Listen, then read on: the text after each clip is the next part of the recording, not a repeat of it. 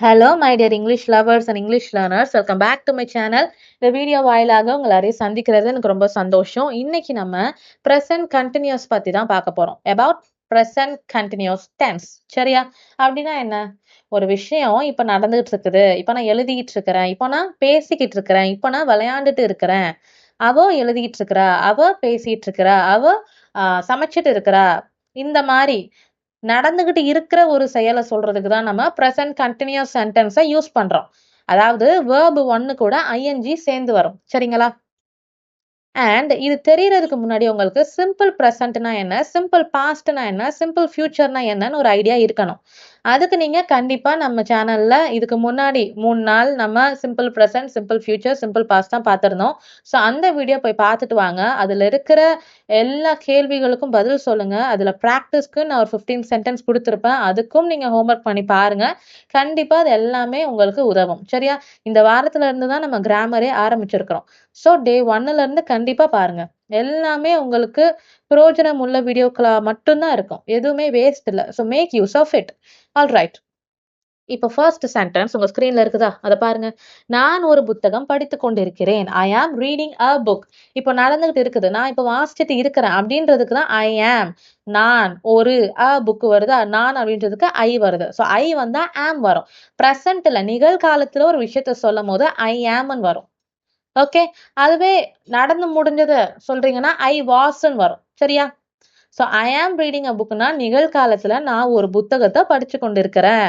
இங்க ஏன் புக்குன்னு இருக்கு? ஏதோ ஒரு புக் அப்படின்றதுக்கு தான் புக்குன்னு இருக்கு. இதுவே குறிப்பிட்டு இந்த புக் தான் அப்படின்றதுக்கு வரும். இதுதான் ஆர்டிகல்ஸ்னு அர்த்தம். ஆர்டிகல்ஸ் பத்தி நம்ம டே 5 டே 6ல பார்த்திருந்தோம். ஸோ யாரெல்லாம் அந்த வீடியோ பார்க்கலையோ போய் பார்த்துட்டு வாங்க. ஆல்ரைட். செகண்ட் சென்டென்ஸ் பாருங்க. அவள் சமையல் செய்து கொண்டிருக்கிறாள். She is cooking. She is cooking. Easy தானே இது? அவள் அப்படின்றதுக்கு ஷீ வருது. சமைச்சிட்டு இருக்கிறான்றதுக்கு இஸ் குக்கிங்னு வருது. ஸோ ஹீ, ஷீ இதெல்லாம் வந்துச்சுன்னா இஸ் வந்துரும். சிம்பிள் தானே? சிங்குலர் இது எல்லாமே. அதனால இஸ் வருது. இதுவே பன்மையில சொன்னோம் தே, வீனா ஆர் வரும். சரிங்களா? ஸோ இதுதான் இதுக்கு இடையில இருக்கிற டிஃபரன்ஸ். இது எல்லாத்தையும் நம்ம பி ஃபார்ம் வேர்ப்ஸ்ன்னு சொல்லிட்டு டே 1ல பார்த்திருந்தோம். ஞாபகம் இருக்குதா? அடுத்த சென்டென்ஸ் பாருங்க. அவர்கள் கிரிக்கெட் விளையாடி கொண்டிருக்கிறார்கள். They are playing cricket. They are. So அவர்கள்னு இருக்கிறப்போ தே வந்துருச்சு. அது பக்கத்துல ஆர் வந்துரும். விளையாண்டுட்டு இப்போ விளையாடுறாங்கன்றதுக்கு ஐஎன்ஜி சேர்த்து பிளேயிங் அப்படின்னு நான் சொல்றேன். ஓகே. அடுத்த சென்டென்ஸ் பாருங்க. வி ஆர் லேர்னிங் இங்கிலீஷ் அப்படின்னா நாங்கள் ஆங்கிலம் கற்றுக்கொண்டிருக்கிறோம். இப்போ அட் பிரசன்ட்ல நடந்துகிட்டு இருக்கிறது அப்படின்னு சொல்றதுக்கு நான் லேர்னிங் அப்படின்றேன். சரியா? We are learning English. நாங்கள் ஆங்கிலம் கற்றுக்கொண்டிருக்கின்றோம். ஓகே. படிச்சுக்கிட்டு இருக்கிறோம் அப்படின்றோம்ல, அதுக்கு தான் லேர்னிங். ஓகே. அடுத்தது பாருங்க. He is cleaning his room. அவன் அவனோட ரூம சுத்தம் செஞ்சுக்கிட்டு இருக்கிறான். இதுவே அவள் அவளோடனா ஷீ வரும் ஃபர்ஸ்ட். ஷீ இஸ் அப்படின்னு ஆரம்பிக்குமா? அதுக்கு அடுத்தது கிளீனிங் ஹெர் ரூம் அப்படின்னு வரும். HER ஹெர் அப்படின்னு வரும். இது எல்லாத்தையும் நம்ம ப்ரொனவுன்ஸ் வீடியோல பார்த்திருந்தோம். ஞாபகம் இருக்குதா? ஸோ அந்த வீடியோ பார்க்கலனா கூட தயவு செஞ்சு போய் பார்த்துட்டு வாங்க. சரியா? அடுத்த சென்டென்ஸ் பாருங்க. The baby is crying. குழந்தை அழுது கொண்டிருக்கிறது. The baby is crying. எனக்கு தெரிஞ்ச ஒரு குழந்தை அழுதுகிட்டு இருக்குதுடா அப்படின்னு நான் சொல்றேன். ஏய் அவ அழுதுகிட்டு இருக்கிறா, நீங்க பார்க்காம என்ன பண்றீங்க அப்படின்னு நம்ம சொல்லுவோம்ல. அதான் the baby is crying. Crying அழுதுகிட்டு இருக்குது. ஸோ ஐஎன்ஜி சேர்த்து வருது. அடுத்த சென்டென்ஸ் பாருங்க. My mother is making coffee இல்ல மில்க் என்னமோ ஒண்ணு. ஸோ அங்க மேக்கிங் ஐஎன்ஜி சேர்ந்து வந்திருக்கு. என் அம்மா தேநீர் தயாரித்து கொண்டிருக்கிறார். சரிங்களா? அதுக்கு மேக்கிங் ஐஎன்ஜி வருது. மை மதர் என்னோட அம்மா. அப்போ அது சிங்குலர். அதுக்கு இஸ் வருது. சரியா? அடுத்த சென்டென்ஸ் பாருங்க. the teacher is teaching a lesson. மேமோ sorrow ஆசிரியர் பாடம் நடத்தி கொண்டிருக்கிறார் அப்படின்றதுக்கு டீச்சிங் ஐஎன்ஜி சேர்ந்து வருது. சரிங்களா? அடுத்தது பாருங்க.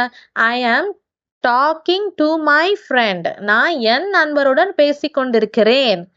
ஸோ அங்க ஐஎன்ஜி சேர்த்து வருது. ஓகேவா? டாக்கிங் அப்படின்றதுக்கு ஐஎன்ஜி வருது. அவ்வளவுதான். அடுத்த சென்டென்ஸ் பாருங்க. They are waiting for the bus. அவங்க பஸ்ஸுக்கு வெயிட் பண்ணிட்டு இருக்கிறாங்க. அப்போ தே ஆர் அவர்கள் அவர்கள். சரியா? அப்ப தே வந்துச்சுன்னா ஆர் வரும். காத்து கொண்டிருக்கிறார்கள்ன்றதுக்கு வெயிட்டிங் வரும். எதுக்காக? ஃபார் த பஸ் பஸ்ஸுக்காக. சரியா? அடுத்த சென்டென்ஸ் பாருங்க. பூனை நாற்காலியில் தூங்கிக் கொண்டிருக்கிறது. ஸோ பூனை நாற்காலி மேல தூங்கிட்டு இருக்குது. The cat is sleeping on the chair. On the சேர்னா சேருக்கு மேல அப்படின்னு அர்த்தம். சரிங்களா? அடுத்தது பாருங்க. வி ஆர் வாட்சிங் அ மூவி. நாங்கள் திரைப்படம் பார்த்து கொண்டிருக்கிறோம். வாட்சிங் வாட்சிங் ஐஎன்ஜி வருதா? We are. ஸோ வி வந்துச்சுன்னா ஆர் வரும். ஓகே. அடுத்த சென்டென்ஸ் பாருங்க. She is writing a letter. Writing அவ இப்போ ஒரு லெட்டர் எழுதிட்டு இருக்கிறா. ஒரு லெட்டர்னா அ லெட்டர், ஏதோ ஒரு லெட்டர். அதுவே குறிப்பிட்டு இந்த லெட்டர் தான் அப்படின்னு சொல்றதுக்கு த லெட்டர். சரியா? She is writing a letter அப்படின்னு இங்க இருக்கு. ஸோ ஷீன்றதுக்கு அவள் அப்படின்னு அர்த்தம். பிரசன்ட்ல நடக்கிறதுனால ஷீ சிங்குலர் வந்திருக்கிறதுனால இஸ் வருது. சரியா? எழுதி கொண்டிருக்கிறாள் அப்படின்றதுக்கு ரைட்டிங் ஐஎன்ஜி சேர்ந்து வருது. கடிதம் அப்படின்றதுக்கு இங்கிலீஷ்ல லெட்டர்னு அர்த்தம். புரிஞ்சிருச்சா? அடுத்தது பாருங்க. பறவைகள் மரத்தில் பாடிக்கொண்டிருக்கின்றன. The birds are singing in the tree. Singing ing. சரிங்களா?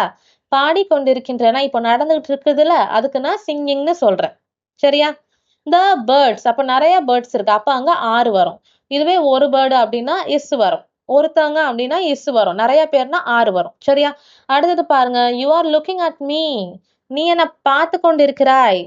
நீ என்ன இப்போ பார்த்துக்கிட்டே இருக்கிற, என்ன இப்போ உனக்கு அப்படின்னுவோம்ல, அதுதான் you are looking at me. இதுவே ஒருத்தவங்களை பார்த்து நீங்க முறைக்கிறீங்க, யாரோ ஒருத்தவங்க உங்களை பார்த்து முறைக்கிறாங்கன்னா staring, why are you staring at me அப்படின்னு சொல்லணும். சரியா? ஸோ இந்த 15 சென்டென்ஸை நம்ம ப்ராக்டிஸ் பண்ணணும், டிஸ்கஸ் பண்ணணும். இதே மாதிரி இன்னொரு 15 நியூ செட் ஆஃப் சென்டென்ஸை உங்களுக்காக நான் ரெடி பண்ணி கொடுத்துருக்குறேன்.